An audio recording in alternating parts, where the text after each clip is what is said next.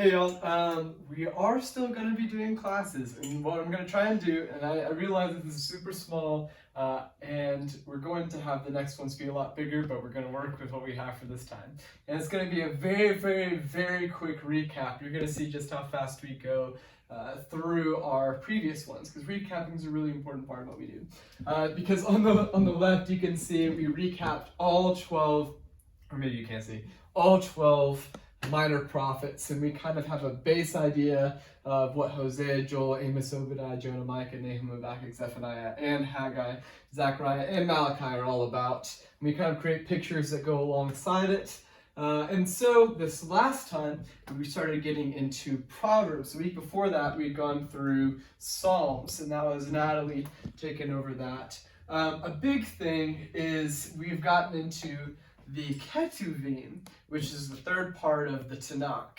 So you have, this is the Hebrew Old Testament, and so we have the T standing for Torah, the Nevi'im is the N in the Tanakh, and then the K is the Ketuvim, and we've just started that. And the first three parts of the Ketuvim are Psalms, Proverbs, and Job. It's a different order than what we're used to with the Old Testament, although you should quiz students on trying to regurgitate the books of the Bible. Work on that a lot during this quarantine. It's so important. And that's a little bit of what we've done with the pictures. We're going to start connecting more and more and more and more. But going back to this, the Ketuvim starts off with something that's called the Emet. And that's where you have these three books, and whenever you take the Hebrew letters of them, they form this word Emet, which is the Hebrew word for truth. And in that, these three books are supposed to be saying, hey, here's what truth is. Let's look at what the nitty and gritty part of reality is and what's really happening. So Psalms approaches that in an artistic, beautiful, meditative way. What is reality? Can we take some time and weep? Can we rejoice? Can we allow ourselves to feel the extent of what we feel? And we also have now the Proverbs, which is seen as a much more cerebral aspect of it. Okay, so what we covered, very, very, very quick. So what is wisdom? Wisdom is not just good advice, it is applied wisdom. So it's the idea that if you just know something, that's not what wisdom is. That's just knowledge. Wisdom has to be applied knowledge. And we also talked about Proverbs. Some of them contradict each other, or they seem to make promises that it can't follow through with.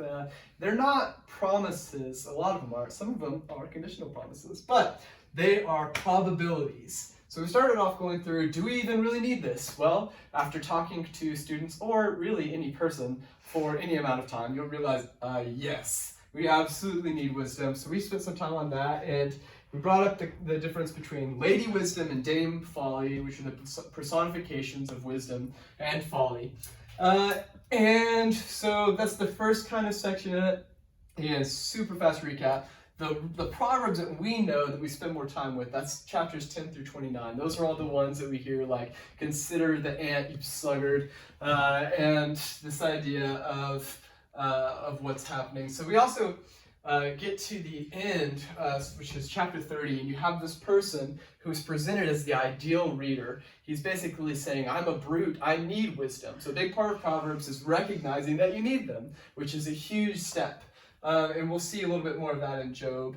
And then obviously 31 is the one that a lot of people know. It's about the wise woman and kind of going through with Lady Wisdom. Now, a lot of ways to approach that chapter. We also kind of try to do some key verses. We spent some time finding funny Proverbs, ones that we thought were a little bit interesting, and the ones that people generally know, like trust in the Lord with all your heart, lean not on your own understanding, in all your ways acknowledge Him, and He will make your path straight. That's one of the conditional promises that we have. That's most of what Proverbs is. Again, just very, very, very general recap that we normally do. I want to remind the students about this. This is something that's been really, really big. I was really, really confused growing up about Jerusalem, Israel, Judah, split, Assyrians, Babylonians. What are you talking about? They've gotten the temple sacked this time, they're split, they're in captivity, no, they're back. So we have spent a lot of time, and almost every single week, bringing up, okay, when it splits, The northern is Israel. The lower part is Judah. Jerusalem is in Judah. Okay, and so we can see we did this over here. In one of our pictures, we have over 20 and 8 for 20. So the top one represents Israel because they had no good kings out of 20, whereas Judah was not great, but they had 8. So the one that was worse went into captivity first. And so northern, taken by the Assyrians. Lower, taken by the Babylonians. And then as we progress through some of the minor prophets, we see the Babylonians conquer the Assyrians. We see the Persians conquer both of them. We see the Persians, we talked about them in relationships like to Genghis Khan and their way of ruling, which was you can go back to your hometown. It's obviously a lot more complicated, but I was never taught this growing up. So that is a very, very, very quick recap of what we're doing. And wait for the next video where we will dive into Job.